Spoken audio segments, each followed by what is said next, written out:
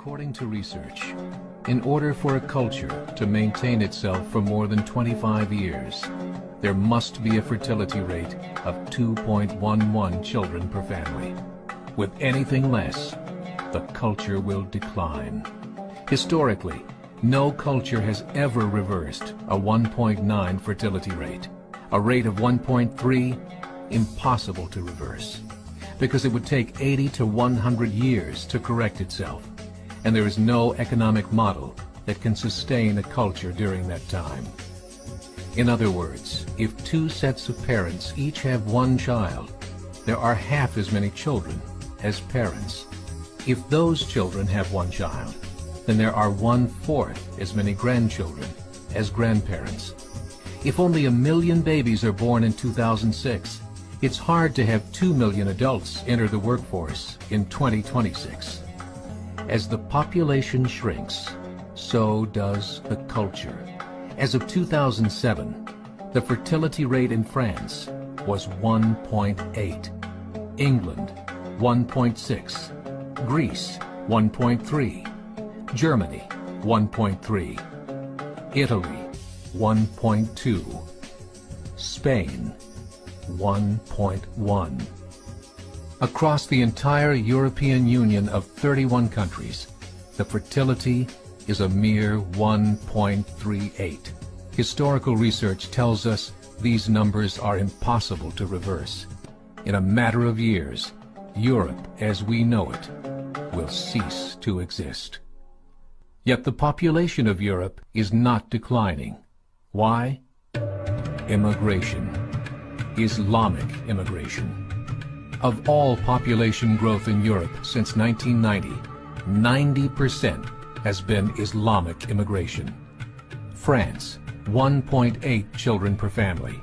Muslims, 8.1. In southern France, traditionally one of the most populated church regions in the world, there are now more mosques than churches. 30% of children ages 20 and younger are Islamic. In the larger cities such as Nice, Marseille, and Paris, that number has grown to 45%.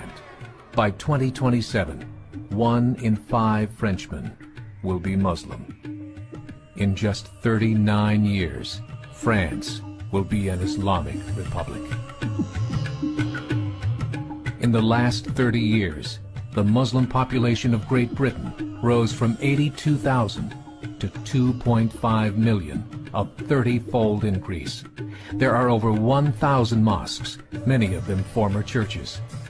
In the Netherlands, 50% of all newborns are Muslim, and in only 15 years, half of the population of the Netherlands will be Muslim. In Russia, there are over 23 million Muslims. That's 1 out of 5 Russians. 40% of the entire Russian army will be Islamic in just a few short years. Currently in Belgium, 25% of the population and 50% of all newborns are Muslim.